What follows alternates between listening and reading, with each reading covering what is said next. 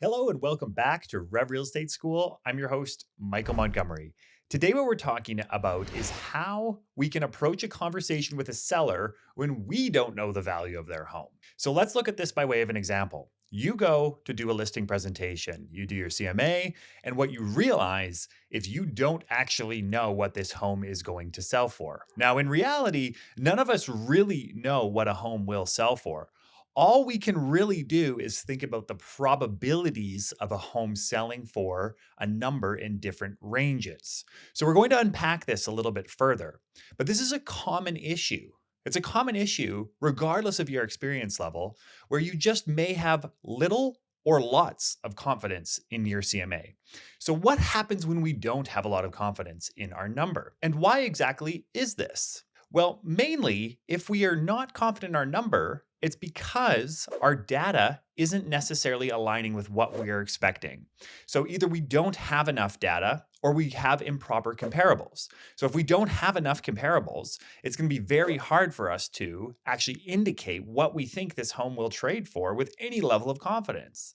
If we just don't have the comparables, that means the market isn't giving us the information we need in order to provide an accurate CMA. That's common. That happens, and that happens a lot with unique properties. And then there's improper comparable selection. And now this one is within our control and it does come with time. But this is actually a huge error that a lot of agents make. They select the wrong comparables, or they try to beef up their CMA with additional comparables that don't necessarily actually help the seller understand the value of their property. So those are two common issues. But the other one is too many outliers. So oftentimes when we're doing a CMA, we'll do our adjustments and then we're going to see a couple of properties that are outliers. Now, if we end up focusing too heavily on these outliers as agents, then what happens is we can end up getting an inaccurate price. So let's explain this further. If I have, say, 5 properties and they're all kind of within this range of, say, 600 to 650,000, and then I have one comparable that has me up at 700 or 750. Now, if I index against that outlier, if I look specifically at that outlier, or if we really start to analyze that outlier and there's just no sense to be made of it, then we could be in a tricky situation because the seller is going to focus only on that outlier. They're not going to focus on the low outliers. They're going to focus on the high outliers. So we have to be disciplined enough to remove outliers from our CMAs. That's not to say we don't include them and actually include the listing sheet and go over them, but we have to understand when an outlier is there. So what can cause these sort of outliers? Well, maybe somebody needs to be on this street, needs to be in this home. This home has one feature that they've been looking for 2 years. Those can be causes of outliers. Also on the low end, maybe we're looking at it, a house looks great, but it smells like smoke. Well, that's going to drive the price down, even though on paper, we're not going to know why it traded for so little. So generally speaking, those are the issues. Those are the issues that can end up leading us to this CMA where we're not confident in our actual pricing. And there are times where this can happen. And when this does happen, how can we go about communicating this to a seller? This is a very tricky conversation. So oftentimes in real estate, we want to be the ones that have the information. We want to say, we think it's going to sell for this and we want to be confident in that. But what happens when we're not? And happens more frequently than we'd like to think. So let's unpack how we can start this conversation with the seller and how we can move through this process so it's a great experience for them. And then also the listing does end up selling. So let's dive in. So first off, when we are discussing pricing with sellers, and when we're generally speaking discussing pricing, it's a very simplistic concept. Now, oftentimes we'll tend to get into the details, and there's a lot of details that we can get into, but there is a very nice simplicity to pricing. And it's if you are underpriced, in most markets, if you're underpriced, buyers will bid it up. Even in the face of rising interest rates, even when there's fewer buyers, generally speaking, if you are underpriced for the market conditions, you are going to get bid up and you're going to sell for more than your asking price. Now, if you are not selling or you're not getting offers, then you're just priced too high for the market. So it's really that simple. It's either if you're underpriced, you'll very likely get bid up. And if you are overpriced and you're not seeing offers, well, then something has to be done. And so when we actually create this simplicity, this framework in a seller's mind, that if we're underpriced, we sell. If we're overpriced, we don't. then we're able to really start to understand that pricing can be a moving target. So this is a great conversation to have with sellers. It's just letting them know the simplicity of how this works. Now, yes, there's a lot of additional factors that can go into this. There can be showing availability. There can be actual presentation of the home. There can be marketing. There can be a number of other things. But generally speaking, if you're not selling, it's because you're priced too high. So they need to know that before they even sign the listing contract, when they're going into this process, so that they understand that the pricing can be a moving target. Next, we need to differentiate between the language of probability, which is the right way, and lines in the sand, which is the wrong way. So when we're approaching discussing pricing with sellers, we should be using language of probability, which means we are not saying that your home is going to sell for 600. We are saying that there is a likelihood, or the market is suggesting that you're going to sell within this range, or there's a high likelihood that you will sell within this range, or there's a low likelihood that you're going to sell within this range. That is using probabilities. Where we can run into issues is when we draw lines in the sand. And lines in the sand are your home is worth $600,000. Now, if they sell for a dime below 600, it's your fault because you had indicated that it's going to sell for 600. So we need to focus on the language of probability. We need to get away from drawing lines in the sand. Drawing lines in the sand can be extremely dangerous because even if a seller is okay selling for a little bit less than 600, if they've already drawn the line in the sand at 600, they don't want to go against their word. So we want to avoid at all costs drawing lines in the sand, and instead we need to use the language of probability. And that will very much help this conversation. Next, we have to be honest with them. We have to be honest with the seller, and we need to let them know that pricing is a moving target. For example, you can put this home on the market for, 610 today, neighbor comes on at 575 tomorrow, and now you're overpriced. So really, over the course of one day, you can be overpriced.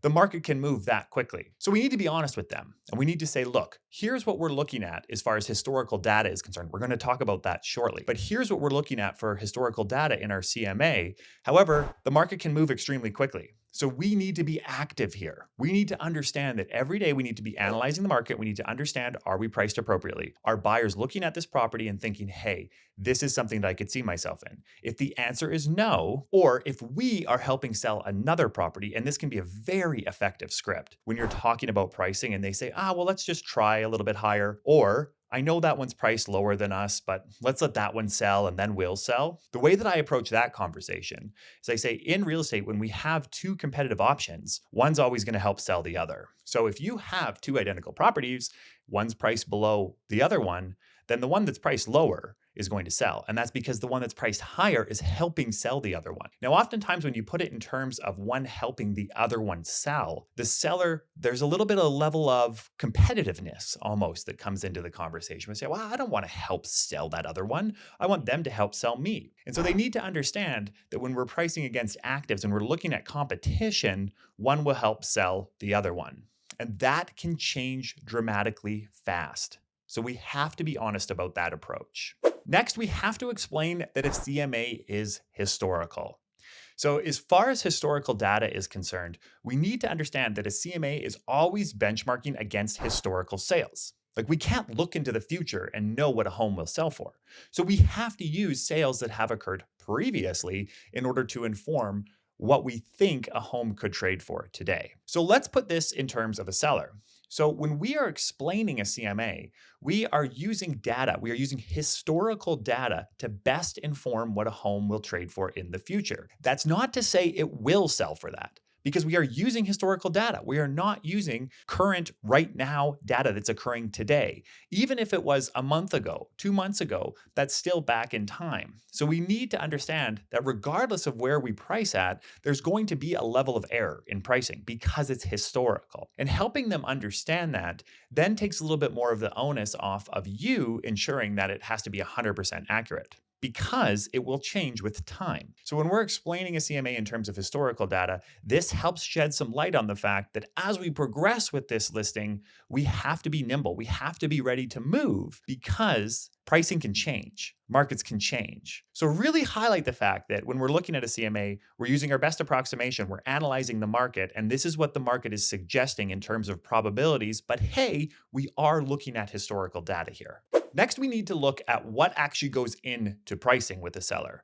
And all of these items are actually being discussed with the seller. We are explaining this to them. And when we're thinking about pricing, there's a number of different data inputs. So we've already discussed comparables. We may also have market conditions, months of inventory, net migration. There's a number of different things that can play into where we see this market going and where, in what level of likelihood we see this trading in. However, and this is extremely important, there's one piece of data we don't have. And in fact, it's the most important. It's time on market. And so when sellers understand that when there is time on market, they're then able to understand the holistic pricing model. So when we don't have that piece of the pie, it's very hard for us to say it's going to sell for exactly this price. We can't, because time on market tends to be the best piece of data. So let's explain this further. So if we're using this example, home worth around 600,000, we come on the market at 640 and we don't see any showings. And of course, we don't see any offers. Well, that's time on the market telling us something. That's time on the market communicating to us, which is the most important piece of data. So when I'm discussing with sellers, if we've been on the market for a period of time and we haven't seen offers, well, this is a piece of data that we just didn't have at the time of initial pricing. Now that we have this data, that we're priced at 640 and we're not seeing the response that we were hoping for, that we were anticipating, okay, well, now what can we do about this? Because the market and the time on market is the best piece of data that we can have. Now, sellers need to know this. Because when you're actually explaining the CMA, and if you're not fully confident in the pricing, and believe me, it's perfectly fine to say that there's a level of error with this pricing, because again, we're looking at historical data. We're not looking at all the data points because we don't have time on the market yet. That's perfectly fine. There's going to be a level of error in this. But the biggest and most important piece of data will, without a doubt, be time on market. And that data is, how is the market responding to our listing? Are there showings happening? Are we seeing offers? Are we seeing offers at similar prices that we're not accepting? Are we seeing people favorite our listing on our different MLS providers? Are we seeing analytics that suggest that we are priced appropriately, or are we seeing analytics that suggest we're not priced appropriately? Because that is the biggest piece of data that we just don't have at the time of a CMA. Now, sellers need to know this. Sellers need to know this so that they're not just, again, drawing those lines in the sand. We are being open to the fact that we're in a dynamic market, and time on market is going to tell us the most important piece of the puzzle. Next, we need to then continue that conversation into what we're going to do about it if we don't get a favorable response on the market. So let's explain this further. You end up coming to the market at 640, and then now the market is telling us that we're too high. So if we then go to the seller at that point in time and say, hey, look, we're priced too high, we're not getting any showings, this can be confusing. It can be a little jarring for them. Anytime there's price reductions, they think there's money leaving their pockets, when in fact, that's not necessarily the case. But if we don't have this discussion with them up front, then it can be more of a jarring conversation. So before we even put the property on the market, we need to let them know that there's just a level of error that can make its way into pricing.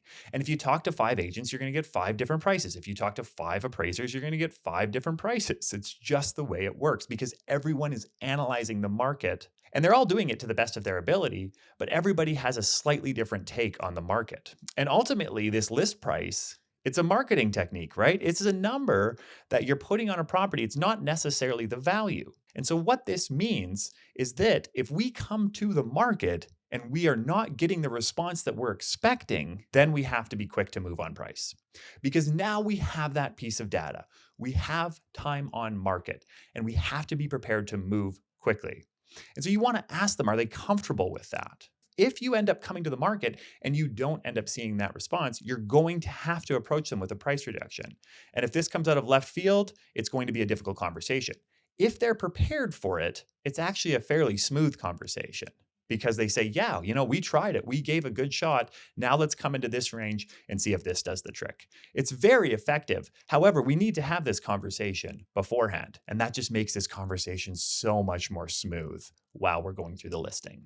Finally, and this one's actually extremely important and usually missed by agents, is we need to understand their motivation. Now, it seems very simple, know their motivation for moving, but really I want to break this down further. What's most important to them here? Is the highest price most important to them? Do we know that with full confidence? Because oftentimes that may not be the case. If they are moving because their family's growing or they're relocating, yes, they always want the highest price. Let's not delude ourselves here to thinking that they don't want the highest price. They definitely do.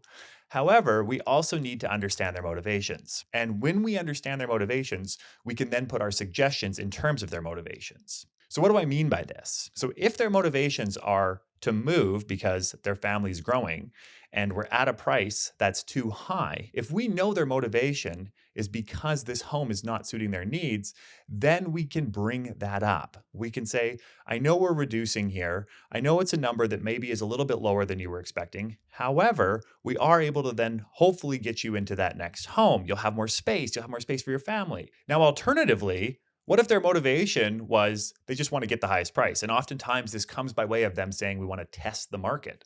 If you want to test the market, then reducing your price, I mean, maybe it makes sense, maybe it doesn't, because if your motivation level isn't there, then maybe it doesn't make sense to have to adjust here.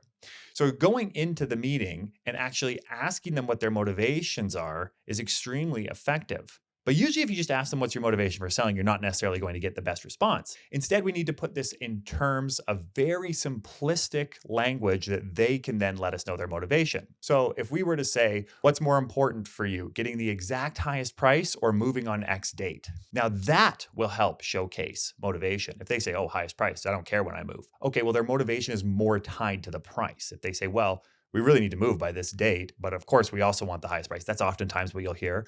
We need to be at X place at X time. However, we also want the highest price. Well, that's telling you right away that motivation is high in order to move. And so my advice is going to be in line with making sure that they get to where they need to be at a certain time, while still ensuring that they're getting the highest price.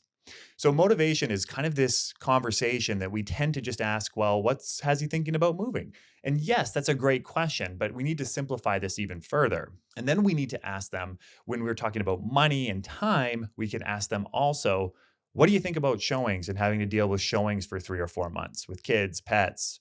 How do you feel about that? And we really want to understand, well, if they don't love the concept of that, well, then we need to be priced at a range where either a buyer will start to think about writing an offer or be at a range where buyers are going to bid for this to bid the price up. So ultimately, here, the most important takeaway is we can't know with 100% confidence what a property will sell for. We just have to be very, very clear with our communication with sellers. We need to let them know about what we can and can't predict. We need to use language of probabilities. We can't draw lines in the sand. We have to explain a CMA in terms of historical data and not future. And we also need to let them know that price reductions are a normal part of listing. And that is part of finding the range that buyers are willing to write offers. Thank you very much for watching or listening to this episode. Remember, you can reach out anytime. I'm on Instagram at the.michael.montgomery, or you can head over to revrealestateschool.com. Thanks again, and we'll see you in the next lesson.